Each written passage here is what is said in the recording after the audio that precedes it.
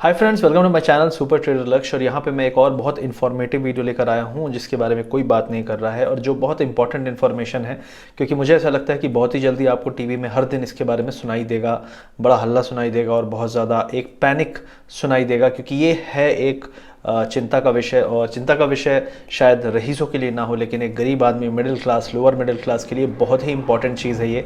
और ये रिलेटेड है क्रूड ऑयल के। क्रूड ऑयल प्राइजेस जो हैं इस समय जो यूएस में जो डॉलर में आपका प्राइजेस चलता है वो करंटली $76 के आसपास चल रहा है। और लास्ट टाइम हमने ये प्राइस देखा था 2018 में, 2018 में ये प्राइस देखा था। आज हम 2021 में हैं और 2018 में जब हमने ये प्राइस देखा था उस टाइम पे भी प्रॉब्लम क्रूड ऑयल के बारे में काफ़ी हल्ला था मार्केट में भी। और इंडिया में स्पेसिफिकली ये प्रॉब्लम क्यों है? क्योंकि हम मेजर नेट प्रोड्यूसर नहीं हैं, हम नेट बहुत बड़े इंपोर्टर हैं, वर्ल्ड के one of the biggest consumer हैं, not the top but definitely हम वन ऑफ द बिगेस्ट हैं। डेफिनेटली हमारा पॉपुलेशन एक बहुत बड़ा इसमें रोल प्ले करता है। तो अगर आप देखेंगे चार्ट्स में तो राइट नाउ जो क्रूड ऑयल प्राइस है 2008 की बात अगर हम करें तो वहाँ पे इसने रिकॉर्ड लेवल टच किए थे 145 के। और उसके बाद जब यूएस में प्रोडक्शन बढ़ने लगा धीरे धीरे, आपने देखा कि प्राइजेस जो हैं कंट्रोल में आने लगे और यूएस उसमें बहुत बड़ा एक रोल प्ले करने लगा कि ऑयल को हम किस तरीके से कंट्रोल करेंगे। तो अगर आप यहाँ पे देखें तो 145 टच किया था, फिर उसके बाद इसने पूरा क्रैश किया, यहाँ से मार्केट भी क्रैश हुआ था। लेकिन जब ये क्रूड ऑयल प्राइस ऊपर जा रहा था तभी हमारे लिए प्रॉब्लम स्टार्ट हो गई थी। उसके बाद जब ये रिबाउंड आया तो उसके बाद हमने देखा दोबारा से 120 के प्राइजेस थे काफ़ी साल तक, ऑलमोस्ट 2013 2014 तक। 2014 के बाद जब हमारी नई गवर्नमेंट आई उसके बाद क्रूड ऑयल प्राइसेस कभी भी उस लेवल पे गए ही नहीं। ऑलमोस्ट यहाँ पे एक बार हम 83-84 के आसपास गए थे 2018 में, और उसके बाद अभी तक का ये सबसे हाईएस्ट लेवल है। मतलब 2018 में जो ऑयल का इशू था। और ऑयल क्यों इंपॉर्टेंट है इसके बारे में भी जानना बहुत ज़रूरी है। बहुत इन्फॉर्मेटिव वीडियो है और इसके बारे में लोग बात नहीं करते हैं। और एक और चीज़ मैंने पिक्यूलियर देखी अभी रिसेंट के मार्केट में कि टीवी चैनल के जो न्यूज़ रूम्स होते हैं वो जब उनको सूट करता है, क्योंकि उनको सूट करता है तो वो बोलेंगे, लेकिन जब मार्केट क्रैश हुआ था कोविड के बाद, ये वाला फॉल था, आप देख सकते हैं यहाँ पे ये जो कैंडल है ये पूरा कोविड का फॉल था। उस टाइम पे जब ग्लोबल मार्केट्स बहुत तेज़ी से गिरते थे, हमारा मार्केट नहीं गिरता था, क्योंकि न्यूज़ चैनल में सिर्फ एक ही चीज़ चलती थी कि ऑयल प्राइस गिरने से सरकार को फ़ायदा होगा, ऑयल प्राइस गिरने से रुपी को फ़ायदा होगा, रुपी स्ट्रांग होगा, हमारे फिस्कल डेफिसिट को, करंट अकाउंट डेफिसिट को प्रॉब्लम होगा, जीडीपी में प्रॉब्लम कम होती है, क्योंकि डेफिनेटली जो इम्पोर्ट बिल है वो हमारा कम होता है, तो पैसे हमारे बचते हैं, जो पैसे हम बाकी जगह यूज़ कर सकते हैं। तो डेफिनेटली ये बहुत अच्छी खबर है। लेकिन जब ये चीज़ वापस से वहाँ पे आ चुकी है, क्योंकि क्रूड ऑयल प्राइस हमारे जो कंफर्ट लेवल है वो $55 के आसपास है, 60-65 तक भी हम झेल सकते हैं, लेकिन करंटली ये $76-77 के आसपास पहुंच रहा है और कोई चर्चा, कोई हवा भी नहीं है। अब इससे क्या क्या इंपैक्ट पड़ता है उसके बारे में सबसे पहले मैं बात करूंगा। तो अगर आप यहाँ पे जाएंगे कि impact of rising crude prices, तो मुझे एक आर्टिकल मिल गया, इसमें बहुत आसानी से आपको मैं समझा सकता हूँ। सबसे पहले है हायर प्राइसेस जो है फिस्कल डेफिसिट पे इंपैक्ट करता है। मतलब हमारी जो सरकार है वो नेट कितना खर्चा कर रही है, उनको कितना रेवेन्यू आ रहा है। सरकार को जो तेल है वो खरीदना पड़ता है, तो डेफिनेटली अगर उनको हायर प्राइसेस पे खरीदना पड़ेगा तो उनका पैसा जो है वो ज़्यादा जाएगा उसी चीज़ को खरीदने के लिए जो चीज़ वो सस्ते में खरीद सकते थे। तो इसके कारण जो आपका डेफिसिट है between your expenditure and income वो बढ़ता है, और ये एक प्रॉब्लम है। उसके बाद जब आप कोई भी चीज़ खरीदते हो, डेफिनेटली आप जब भी देखो हर कंट्री चाहता है कि वो नेट एक्सपोर्ट करे, चीज़ें बाहर बेचे। क्यों? क्योंकि उससे बाहर की करेंसी यूएस डॉलर आएगा, यूएस डॉलर आना एक अच्छी बात मानी जाती है, ठीक है। और जब भी आप एक्सपोर्ट करते हो तो आपकी करेंसी जो है उसकी वैल्यू बढ़ती है, मतलब वो स्ट्रांग हो रही है, ठीक है। लेकिन जब आप इंपोर्ट करते हो तो आप क्या कर रहे हो, अपने रुपी को देख के डॉलर ले रहे हो, क्योंकि वो प्रोडक्ट आप डॉलर पे खरीद रहे हो।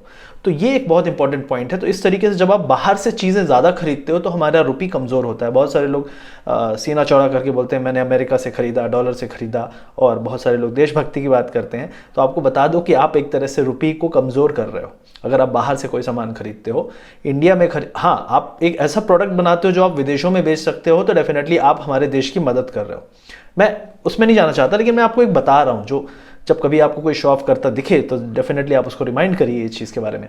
दूसरी चीज़ है करंट अकाउंट डेफिसिट। तो ये मैंने ऑलरेडी आपको समझा दिया है कि अपना जो करंट अकाउंट डेफिसिट है वो भी आपका इंक्रीज़ होता है, जीडीपी में इम्पैक्ट पड़ता है। और कई लोग बोलेंगे कि यार स्टॉक मार्केट को क्या होगा, क्यों हम मार्केट के बारे में बात करें, क्यों आप आज ये मुद्दा उठा रहे हो। तो स्टॉक मार्केट लास्ट टाइम जब हम $70 टच किए थे, हमारा मार्केट बहुत ही ज़्यादा पैनिक में आ गया था 70 टच करने में। वो सिर्फ एक दिन के लिए हुआ था, सऊदी अरामको की एक रिफाइनरी में अटैक हुआ था। उस अटैक के बाद 20% का राइज आया था आई थिंक सडनली। वो 20% राइज के कारण पूरे इंडिया में पैनिक हो गया था। सरकार ने अपना मीडिया में आके अलग अलग बातें करना, नहीं नहीं कोई टेंशन नहीं है, हम कंट्रोल कर लेंगे एंड ऑल दैट। लेकिन इस बार चुप्पी साधी गई है। एक्चुअली जो बिजनेस चैनल हैं वो चुप हैं, लेकिन सरकार बहुत ही पैनिक में है। उसका रीज़न मैं वो दिखाऊंगा भी आपको कि जो हमारे ऑयल मिनिस्टर हैं धर्मेंद्र प्रधान, उन्होंने सीधे सीधे ओपेक से बात की, ओपेक रिप्रेजेंटेटिव से, सऊदी अरब के जो मिनिस्टर हैं उनसे सीधे बात की है कि भाई ये क्या चल रहा है। क्योंकि as per the agreement OPEC ने एक मीटिंग की थी, जिसके मई में की थी, जिसके हिसाब से उन्हें धीरे धीरे अपने जो कट किए थे, जो प्रोडक्शन कट था। देखिए जब आप कम प्रोड्यूस करोगे तो प्राइजेस बढ़ने लगते हैं, क्योंकि जो ग्लट है, सप्लाई ग्लट, बहुत ज़्यादा तेल है वो कम होने लगता है, तो प्राइजेस डेफिनेटली बढ़ते हैं। लेकिन वो डिमांड पे भी डिपेंड करता है कि डिमांड भी बढ़ रही है। तो इन्होंने ये बोला कि जो हमने कट किए थे पहले, क्योंकि कोविड के टाइम पे तेल गिर गया था, तो इन्होंने प्रोडक्शन कट किए थे और डिमांड भी कम हो गई थी, उसके कारण प्राइस बढ़े। अब प्राइस इतने बढ़ गए हैं, फिर भी इन्होंने जो ये कट किया था इसको वापस नहीं ले रहे हैं, और या फिर कह सकते हैं जितना बोला था उतना नहीं ले रहे हैं, और उसके कारण डिमांड भी बढ़ती जा रही है। आप देख रहे हैं ओपन अप हो रही है इकॉनमी, एवरीथिंग। तो प्राइसेस आउट ऑफ कंट्रोल हो चुके हैं, और अभी ये कहा जा रहा है कि 85 तक भी जा सकता है। मैं आपको सिंपल बोलूं, 70 के ऊपर इंडिया के लिए बहुत बड़ा अलार्म है, ऑलरेडी अलार्मिंग सिचुएशन है जिसके बारे में कोई बात नहीं कर रहा है। 85 पहुंच गया तो हालत खस्ता हो जाएगी। आपको पता है ऑलरेडी कि आप तेल का कितना पैसा दे रहे हैं। पेट्रोल कई जगह 107 चल रहा है। बैंगलोर में पहली बार 100 का आंकड़ा पार किया है। कई जगह तो 100 लास्ट टाइम भी टच किया था, लेकिन अभी वहाँ 107 और 110 की बातें चल रही हैं। और मैं आपको बता दूं $85 पहुँचते पहुँचते 115 रुपये पर भी आप तेल का पैसा आपको देना पड़ेगा। ये पॉसिबल है। अब ये जो चीज़ें चल रही हैं, अब ओपेक जो है वो कैसे इंपॉर्टेंट है उसके बारे में बात कर देते हैं यहाँ पे। तो सबसे पहले जो भी वर्ल्ड वाइड कंट्रीज़ हैं जो ऑयल प्रोडक्शन में टॉप में हैं, उनके बारे में आप यहाँ पे देख सकते हैं। यूएसए नंबर 1 है, ठीक है। यूएसए इस रेस में बाद में आया, पहले रशिया और सऊदी अरेबिया थे। तो आप देख सकते हैं रशिया, उसके बाद है सऊदी अरेबिया, उसके बाद है फिर आप Iraq, Canada, China, UAE, Kuwait, Brazil. तो यहाँ पे आप कुछ अरब कंट्रीज़ देखेंगे। जो अरब कंट्रीज़ हैं वो ओपेक का पार्ट है बेसिकली। और आपका नॉन ओपेक में सबसे बड़ा जो प्रोड्यूसर है वो अमेरिका है, फिर रशिया है, उसके बाद आप देखेंगे कनाडा है। और इसके बाद इंपॉर्टेंट चीज़ है कि ओपेक कंट्रीज़ कौन कौन से हैं। तो ओपेक में आप देख सकते हैं इराक है, लीबिया है, अल्जीरिया है, वेनेजुएला है, इक्वाडोर है, नाइजीरिया है, गैबॉन है, एंगोला है, Saudi Arabia, United Arab Emirates, Qatar, Kuwait और ईरान। ये सभी ओपेक कंट्रीज़ हैं जो ऑयल प्रोड्यूसिंग नेशंस में मिडिल ईस्ट के कहलाते हैं। अब इसके अलावा एक और चीज़ मैं बताऊंगा यहाँ पे कि पहले यूएस कम प्रोड्यूस कर रहा था, अभी यूएस धीरे धीरे ज़्यादा प्रोड्यूस कर रहा है, क्योंकि यूएस के पास अभी अथॉरिटी भी है, पावर भी है कि वो प्राइजेस को काफ़ी कंट्रोल कर सकता है। लेकिन यूएस भी जानबूझ के कंट्रोल नहीं कर रहा है, क्योंकि उन्हें भी पैसा चाहिए। आप इतने नोट छाप रहे हो, स्टिमुलस, और ये सब पैसा किधर से आएगा? तो ये सब पैसा कहीं ना कहीं से तो आएगा, बैकडोर से। वो ऑयल एक बहुत बड़ा बैकडोर है वर्ल्ड इकॉनमीज के लिए। हमारे यहाँ भी सरकार को पैसा कहीं से नहीं आ रहा। आपको लग रहा है सरकार कैसे कमा रही होगी, धंधे बंद है, लेकिन तेल बिक रहा है, दारू बिक रही है, सिगरेट बिक रहा है, यहाँ से बहुत टैक्स आता है।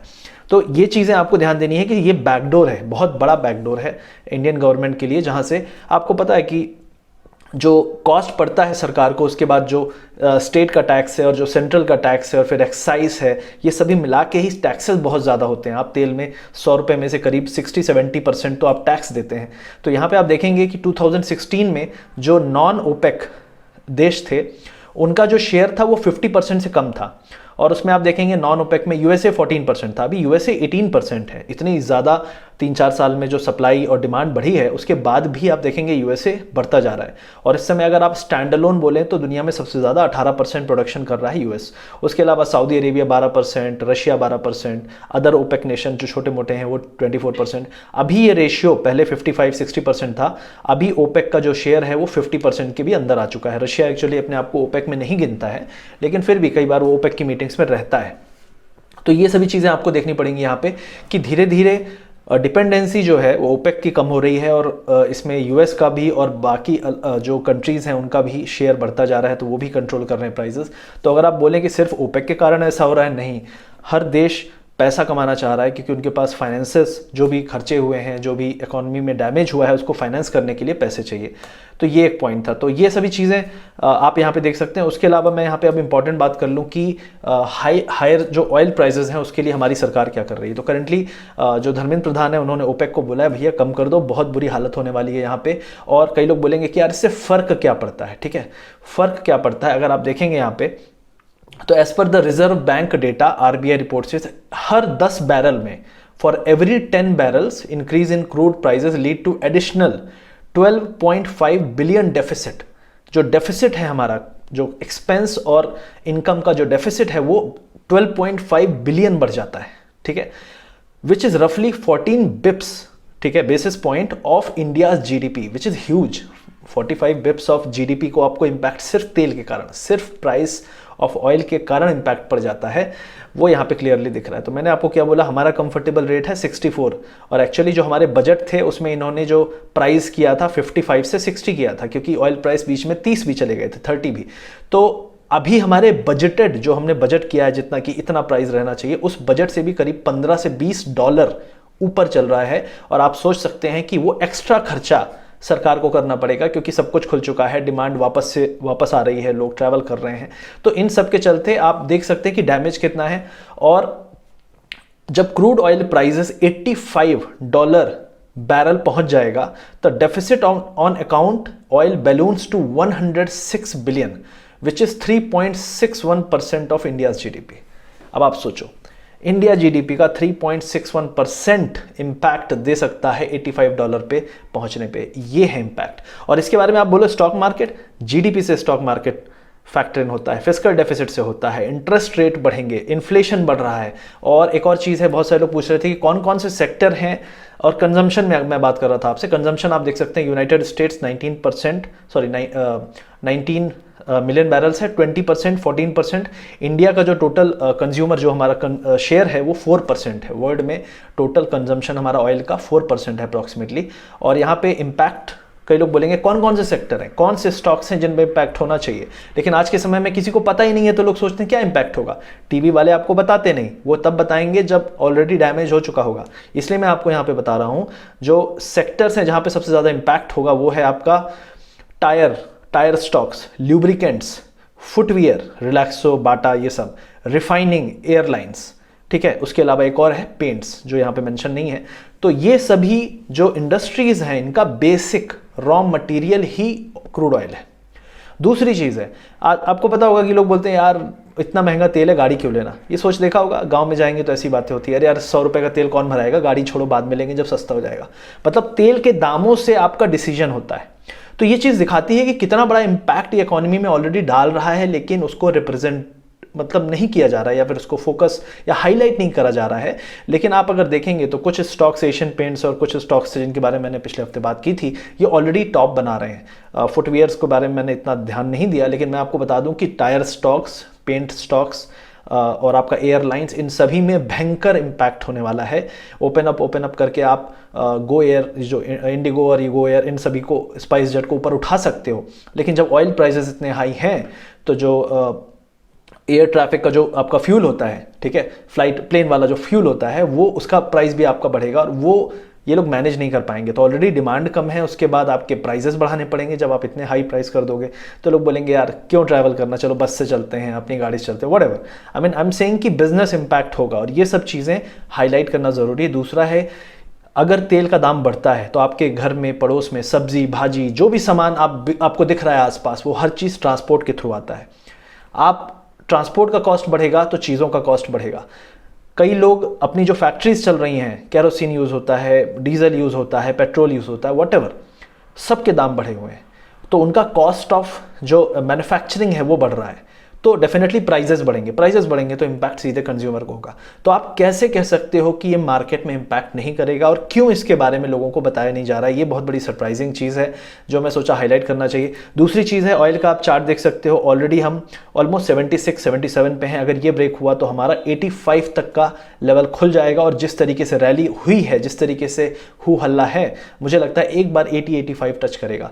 और मार्केट में जो इम्पैक्ट है वो सडनली आपको दिखने लगेगा। और सबसे ज़्यादा जो इम्पैक्ट होता है वो बैंकिंग स्टॉक्स में होता है, क्योंकि जब इन्फ्लेशन बढ़ेगी तो आरबीआई को एक्शन लेना पड़ेगा, या फिर वो रेट हाइक करें या फिर किसी ना किसी तरीके से जो भी एक्शन लेंगे वो बैंकों के लिए अच्छा नहीं होगा। यील्ड्स ऑलरेडी बढ़ने लगेंगी, और यील्ड्स जब बढ़ने लगेंगी तो ऑलरेडी वो आरबीआई को ये इशारा करेगी कि भाई अब रेट तुम्हें बढ़ाना पड़ेगा, चीज़ें नॉर्मल है, इन्फ्लेशन आउट ऑफ कंट्रोल है। और जिन लोगों की सेविंग्स है जिसमें तुम 4% दे रहे हो, उसमें तुम्हें 6-6, 7-7%, 8-8% देना चाहिए, क्योंकि ऑलरेडी जो हमारा इन्फ्लेशन है WPI और बाकी जो इन्फ्लेशन डेटा है वो ऑलरेडी काफ़ी सालों के हाईएस्ट लेवल पे है। कई लोग बोल रहे हैं टेम्पररी है। मैंने कहा पब्लिक के लिए टेम्पररी परमानेंट मैटर नहीं करता। पब्लिक को बोल रही है आज पैसे नहीं है और आज ही मुझे तेल महंगा भराना पड़ेगा, ये पेन है सबसे बड़ा। और मुझे लगता है कि क्योंकि आरबीआई का जो पहला मैंडेट है, अगर आप बोलते हो आरबीआई क्यों है, आरबीआई का सबसे पहला मैंडेट है इन्फ्लेशन को कंट्रोल में रखना, और वो मेरे हिसाब से उनको तुरंत कोई ना कोई एक्शन लेना चाहिए इस चीज़ को टैकल करने के लिए। सरकार 50 पैसे तेल कम भी कर देगी, उससे फ़र्क नहीं पड़ेगा, लेकिन आप देखिएगा उस दिन मीडिया में ऐसा नाच चलेगा, आपको लगेगा कि तेल 50 पैसा नहीं 5 रुपये कम हो गया है।